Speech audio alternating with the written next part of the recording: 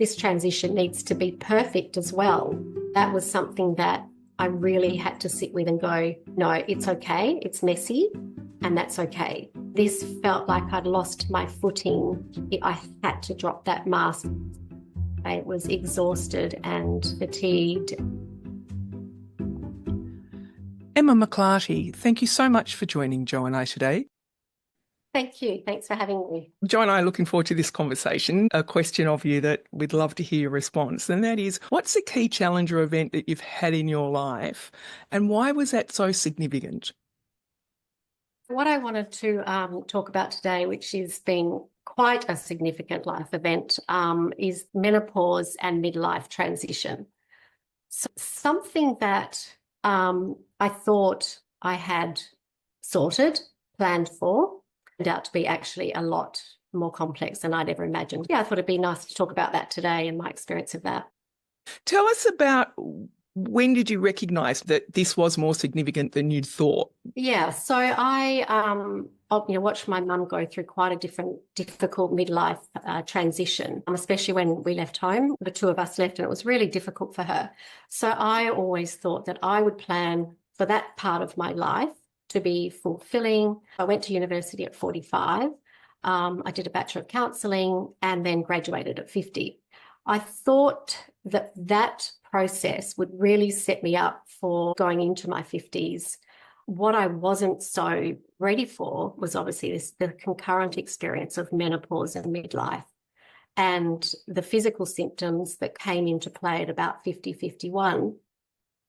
And how that impacted my work going forward, but not so much the physical symptoms, but that search for identity and what did this mean for me now? And a lot of existential questions started coming up that were really, really tricky to try and sort of work out what was happening and what I was feeling around it.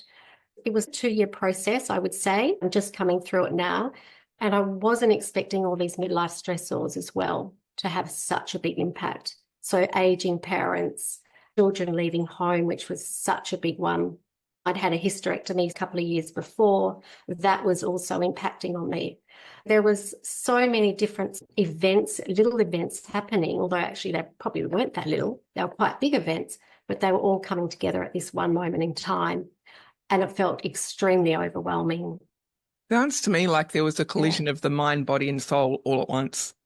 Absolutely. Yes, that's exactly what happened. So the body was okay. I didn't have a huge amount of physical symptoms, but mainly fatigue, which was very debilitating. Hot sweats, some aches and pains, went on to HRT, and that was brilliant. That sorted that out, although the fatigue is something that seems to have gone on and on. It was more around the essence of that true meaning of who am I now, coming back to myself, coming back home and really trying to work with that and find the answers to those questions that I wasn't really prepared for. And it's been an amazing journey, but yeah, pretty tough at times. Was there any one thing that specifically triggered that question, Em, who am I now? Was it just an accumulation of all of those things? I've got 3 kids and 2 live away and 1 lives here. And I think it was when my middle son left to move to Melbourne and move away, I really started to question my identity around motherhood. What I've also realised through this transition period is that I attached so much of my identity to being a mum, which I kind of knew and I was aware of from doing therapy over the years, but I wasn't aware of the impact of when they actually left and what that looked like. It was probably that initial him leaving made me start to question, what is this? What's happening here? And then through that, then my parents became unwell, older. That was coming into play. And then I was starting to feel extremely fatigued. I just didn't seem to have the energy or the bandwidth to manage what was happening. I was also questioning, why does this feel a little bit different? Usually I'd be able to manage that, and yet I was struggling to manage these events emotionally. But I would say it was probably my middle son, the first to move away, him leaving, that brought up some issues for me. It sounds like there was a thought process and a feeling process going on at the same time. What came first? What did you do with it? How did you navigate both of those to come to the realization of who you were? Yeah. I've always done a lot of meditation and yoga and really dropping into the body when my mind is feeling overwhelmed. So there was very much a process of the mind, the body, but I would also say the spirit. I kept going back to my spiritual practice, which is the meditation. I'm a Reiki practitioner as well, so practicing my own Reiki, self-healing. It was the bringing that into the mix that was helping the transition. And that coming back to myself constantly and the nurturing myself, the self-compassion, that process was helping me to move forward, like just little moves forward consistently, but knowing that I needed to keep moving forward because this felt very big. There was a lot of, I'd say, grief and loss around what was happening as well.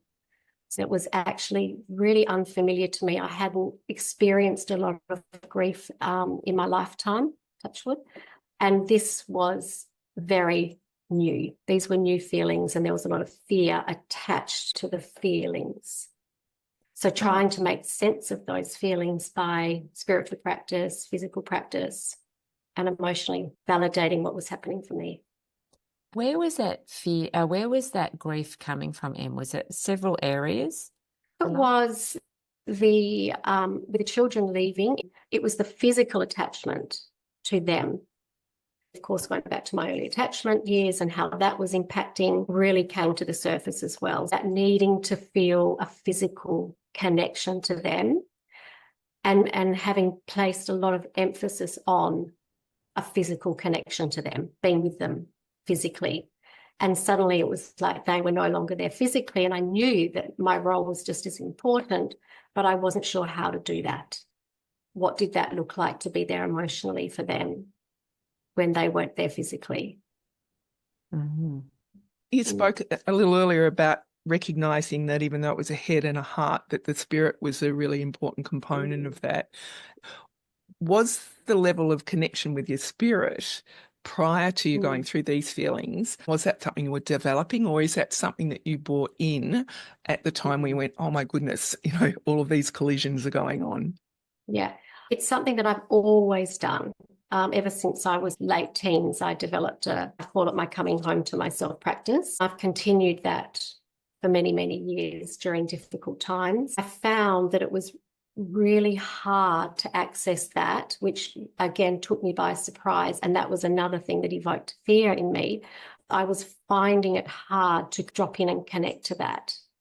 That was also contributing to this fear of this transition period and what is it and why can't I get into these spaces and places and coming home to myself that I've always been able to just drop into really quickly. Do you sense that was because there was so much happening that you had to work harder to reconnect to coming home to yourself? I think the fear around everything that was going on made it difficult. It felt very untangible. It was just out there and I couldn't seem to grasp this really grounding sense. As I always say to women I work with in midlife, it's these concurrent experiences. It's the midlife stressors that come into play, which are just as difficult to manage sometimes as the physical symptoms of menopause. There was a lot happening and the overwhelm was making it difficult to really come back and connect to myself through those spiritual practices. And it's something I've had to prioritize as well. There felt like there was so many other priorities happening around me that it almost felt selfish to return back to myself. I'm interested in your experience of that fear in a very physical sense and in a thought sense. How did that feel and what did you do with it when it rose? That's a good question. So the fear for me was around the feelings that were arising. There was a lot of grief. There was a lot of sadness when both the kids moved. It was very quiet. I felt very isolated. And that was something that I had really not experienced, probably taking me right back to when I was 16, 17. And those feelings of feeling isolated and alone, that was coming into play. Initially, what I tried to do was I tried to go around everything. I tried to go around this process. that was kind of staring right at me. And I was like, no, no, no, I don't want to go through that. I'm going to go around it, which is interesting because I think the coping strategies that popped up then, because I hadn't really felt this since I was sort of 16, 17, was going back to that. And it was almost like just a unconscious, that's what I'm going to jump into. So I started to over-exercise. Exercise had always been something that had helped me and been very much an ally for me, not so much when I was 16, 17. So that came in and I was starting to exercise more. I could even feel like I had a severe eating disorder back in my early 16, 17, 18, 19. I could feel those issues around restricted eating coming in. That was sort of indicating to me that there was issues of control, and I was trying to control this fear and this experience, which was actually probably a good thing that happened, because it made me realize that this was big and that I could almost tackle it like I did when I was younger. So really looking at the control and what did the control, what was I scared of, what was I fearful of, and that's when I knew that I really had to go through this and sit with the uncomfortable and get messy and just be yuck, but I have to do this. I love that. And so many of us do want to avoid that fear. I recognize that in myself, like, oh, no, I haven't got time for this. Yeah. Yeah, I'll be fine. I'll just go around this one. It was, really great that you were able to go, I've seen these patterns before in myself. Hello, I recognize this, and that's not where I want to be. Was that an extra layer of fear? Like, oh, I can't actually control this fear. Did that then bring up more fear? It did. And I think I went very much into the head and I started to intellectualize it all and try to make sense of it, rather than I knew that it was really deep in my body and I needed to really feel this. But the grief, as I said, I didn't have a lot of experience with grief. So that was really scary for me. I'd be sitting around with girlfriends, they'd be talking about their kids and what they're up to at uni or at school. And I would just feel this overwhelming sense of grief and sadness. I was very fearful of that. I was like, I'm not quite sure what to do with that. So that's when I went and, got some help, and we just sort of worked through a little bit of that grief process. I went back to my breathing, which had been something that I had done for many, many years. And I went to a breathing lady probably 10 years ago now, 15 years ago. So I drew on that a lot. But yeah, it was a pretty big time and a lot happening, and then expectations of how I was supposed to be and working and aging parents, etc. And were you able to share any of that, and when you were in it, that grief, with any of your friends, or did you feel like that was another fear? So we were quite young when our kids left home. We were sort of early 50s. So all our friends still had all their children at home, and they were really in the throes of it still. And then people were saying, oh, you'll be able to retire now. And I was like, oh my gosh, no. But that's sort of the expectation. Your kids leave and then you retire and go off on a big cruise, and it's all so easy. But I felt very isolated and alone. And that wasn't because my friends weren't there for me. It was just that this experience of mine felt very isolating. I couldn't find the people that had been through that. So I also really decided at that point that I needed to find those people. So I drew on my mentors and my role models, and I found new role models that I relate to me, that had journeyed before me, that was like my wise women that I leaned into, who were very, very helpful. So tell us about that process. Did they share with you what they'd done? So not so much shared with me what they had done, but they were there to help me journey through their own practices. And I just felt like they were walking, it's almost like they knew what I needed.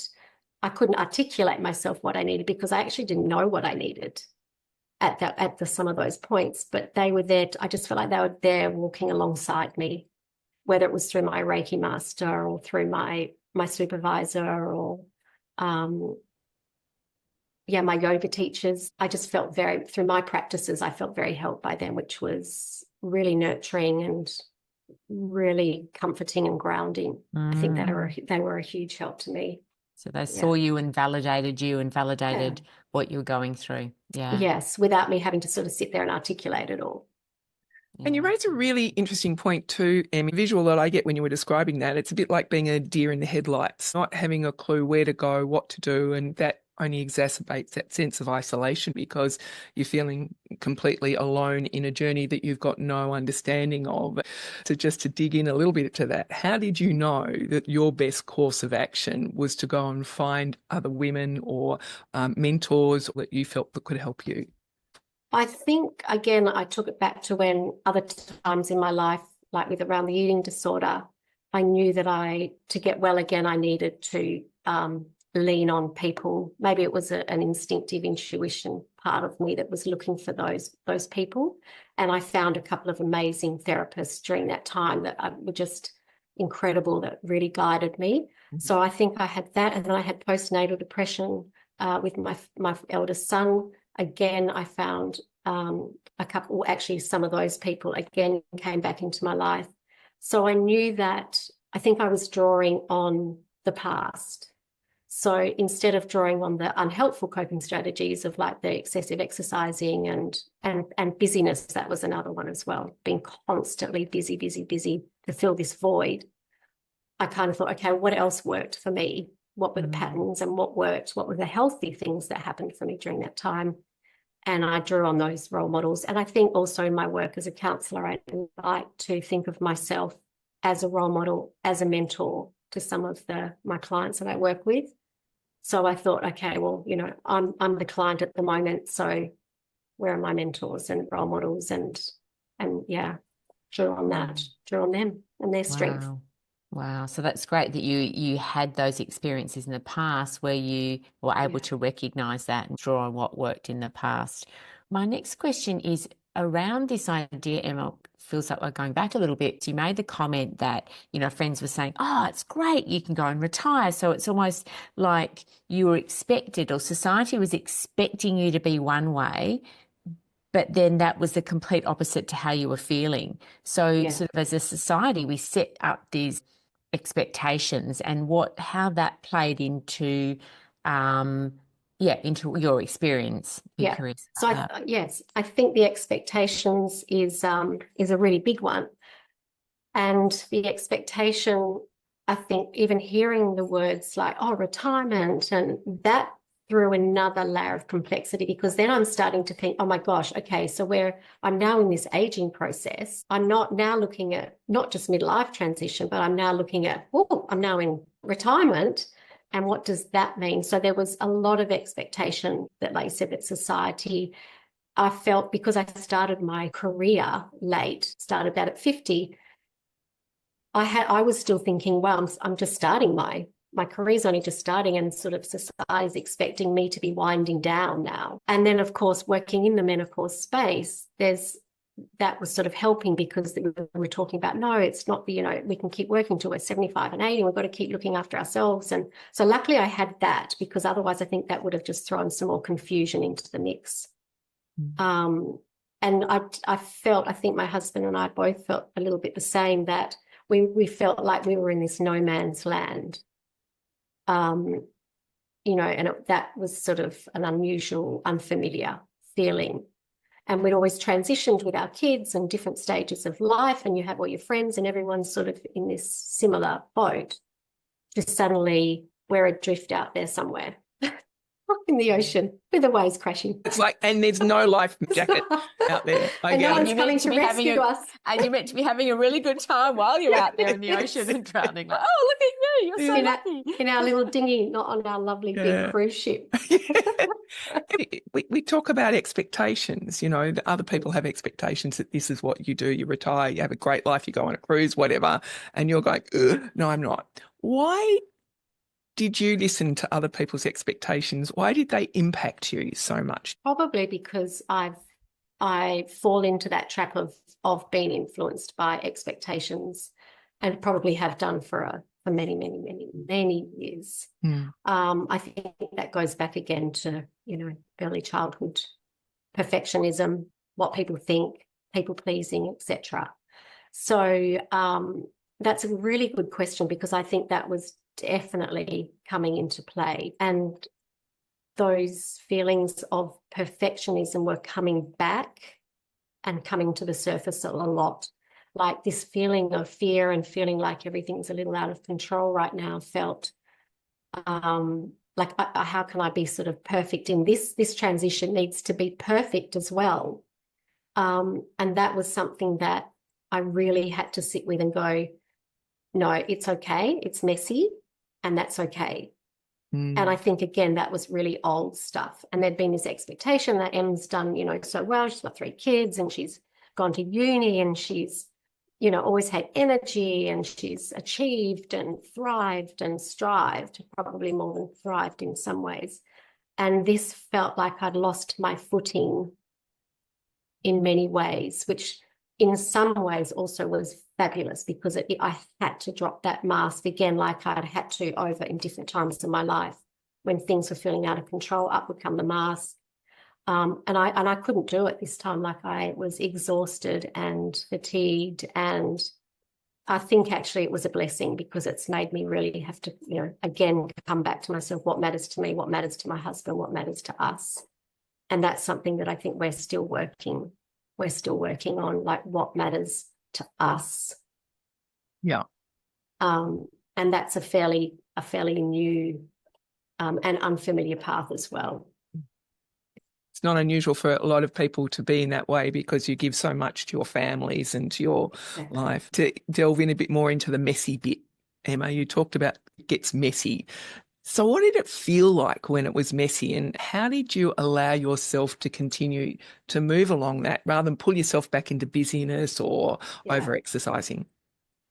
Yeah, I would say that, it was, the messy for me is really, really hard. Messy for me symbolizes failure. It takes me out of my vulnerability. It's a really uncomfortable place to be. And yet at the same time, it's what connects me more deeply to my clients, to the work I do, to my family. But this felt very messy and very, in fact, even just saying it makes me feel quite uncomfortable. It was like a very physical, uncomfortable feeling. And it still is. I would say that is part of me and going forward and what I'm sort of working with and staying with as well, because I think it's really, this is going to be my work. Yeah. And has been my work and will continue to be my work. What allows you to stay in that messy bit when it is so uncomfortable, when it does represent to you failure? What's the driver that sits behind that says it's okay and I need to stay in this space? I think it's that coming back to that true essence of who I am and connecting to her and tapping into her and finding her and talking to her and giving her a voice. Because she's strong, she's very strong, and it's allowing and staying with her. So tell me more about that. How you've tapped into that. Comes from that parts of self theory. So that is, for me, that's my younger part. That's my part that has got me through so many difficult times, and valuing her and giving her a voice and staying with her when I need, and bringing her on this journey with me and helping her to come with me. And then the other part, the part that's saying to me, oh, this is awful, this is horrible, this is messy, yuck, let's get out. I'm also listening to that part of me as well, because that's also my part of me that when I was young, and she needs to come on this journey too, and I need to validate her as well. So it's about bringing all those parts of me with me and giving them all a voice and giving them all some recognition. It might sound all a bit strange, but we're all made up of different parts, right? So that's bringing them along and validating which part of me is needing some attention at that time, and not allowing one part to sort of be left behind or suppressed. In how you're describing that, you're giving yourself ultimate power with yourself in choice. So you're choosing which part you'll listen to in any given time, whereas maybe before it was all very subconscious. That part's in the driver's seat. But hang on a sec, I don't want that part in, but you didn't have any choice. So it was just there. Whereas now what I'm hearing you saying is you're actively saying, yep, I'm acknowledging all of these parts and I'm going to put this one in the driver's seat right now, and you're making the choice. Yeah. And I think that's where we can get to that if we stay in those uncomfortable times in our lives and those messy times, we can access those different parts of us. But we need, with our bravery and our courage, to really tune into what's happening so that we can move that forward, not around. What a journey. Still going. Yeah, life is, I guess. We're still all alive, aren't we? And I just love, Emma, just getting back to saying that there's this expectation. There's several expectations going on. There's menopause and we've moved a lot since our mothers went through menopause, and there's so much more access to information. But that's physical. That's hot flushes, tick, take this or do this or have a cold shower. There's a lot of messages around the physical part of menopause. But as you say, I've got this. I'm going to, I recognise that there's a point in my life where it's midlife and, going to university and starting my own practice. That, tick, I'll be fine with that. But in hindsight, what do you wish you'd known? What do you wish if someone had pulled you aside and said, oh, hey, Em, watch out, rugged waters ahead. What do you wish you'd known? I think I wish I'd known probably more about the physical symptoms, although when I work with women, it's so much more than the physical symptoms. And I know the physical symptoms impact, which make everything else difficult. But I really wasn't aware of the physical symptoms and maybe the longevity, especially the sort of fatigue.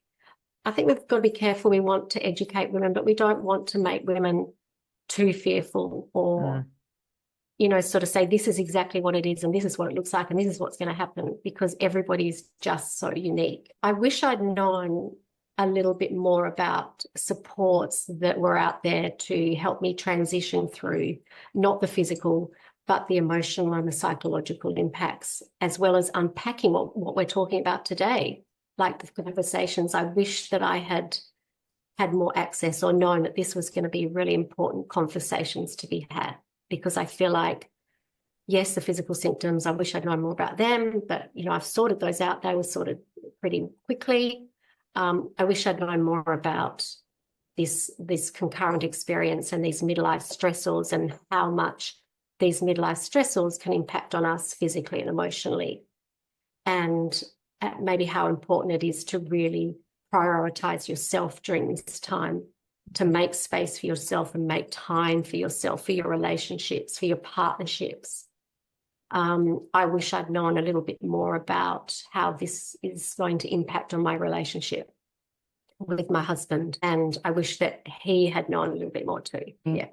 Interesting that we when you have a baby, you go through, I can't even remember what they were called, it was so long ago, but antenatal classes, I think, Yes, and the partners come along and you find out everything that's going to happen during the birth, and we just focus just on that, on the birth, but there's so much more to it.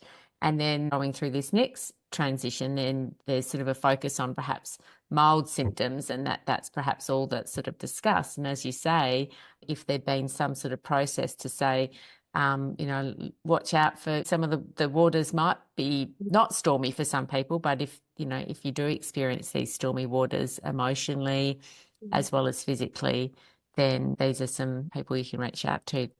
Yeah. And I think having those mentors and maybe not leaving it too late, and to sort of said, it's really good to connect with people now and start connecting and start reaching out now, because, it might be nice to have those supports in place as you journey through it. So that, I think that's probably what I'd like to have known. But at the same time, I think in a little way for me, ignorance was bliss, because it meant that I chose exactly how I wanted to do this. And I wonder for myself if I might have put another expectation or another layer of complexity had I known a lot. And maybe more fear, I don't know. I mean, there's that sort of fine line, isn't there, between being educated and knowing and then being fearful. What we're really highlighting is that each of us have our own individual paths. Yeah. And what you're also highlighting there is trusting yourself enough to find the level of supports that you need at the given Yeah. time. Tell me more from your perspective about that part of trust that you need to have within yourself to navigate your own journey.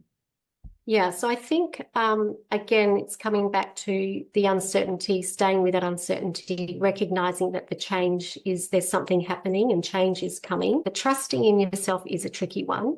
And I know that can take time. And I just felt that social media, and there's so much out there now, which is fantastic. What I found personally was that I wasn't trusting myself. I was trusting so many other avenues to tell me how to do it. And I was literally signing up for courses and webinars and everything to try and tell me what to do, how to be, when what I really needed to do was just sit in this really uncomfortable space for a little while and go, okay, hey, what do I need? This is the education. This is how it can impact. What do I need in response to that information that I now have?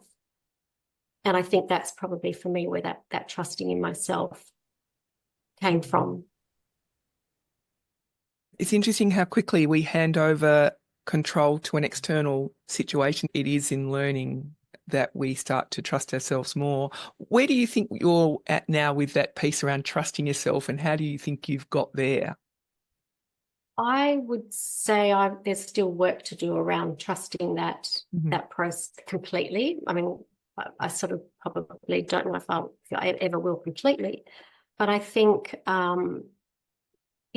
it's been still and listening to myself and listening to what, like I said, to what I need that has helped me and will continue to help me trust myself and to trust that it is all going to be okay, that it will be okay. And I will be okay. I am different. I have changed. Life has changed. And acceptance, I think, as well helps with trust, accepting where you are in the process of life and what's happening and the changes that are happening. So I think acceptance is helpful for trusting, coming home to trusting yourself. Yeah. An incredible journey of deep reflection. Maybe too much sometimes. I guess that depends whether it comes from the head or the heart, really, doesn't it? That's true, yes. But nonetheless, a journey of self-reflection that has taught you an enormous amount, particularly about yourself. If you were your 10-year-old self, what messages would you give yourself now today, knowing what you know? I think I would say to my 10-year-old self that I would validate that she is kind and she is strong and she is brave. I would say to her that she doesn't need to be perfect, that it's okay not to be perfect, and it's okay to make mistakes, and it's okay. In fact, it's really important to play and have fun. I would also say to her that I'm sorry that she didn't have that place to express her fear, or she didn't have that voice to express her little fears that she would have had at that moment in time in her life. Wow. But that everything will be okay. That's an important message, isn't it? Everything will be okay. It's that old saying of, and this too will pass. It's a part of life. So, Em, from all of this, what would you say is the greatest gift that this experience has given you? It's given me the gift of coming home to myself once again. And I would say that it's given me this opportunity to really invest in myself once again in a way that is not selfish. It's given me a really strong sense of how important my spiritual practices are to me and the importance of family and spending time being present with your family and the ones you love, because time just moves so quickly. And I would say that I have been lucky enough as well through this process to find some incredible mentors and role models who I really value. Wonderful.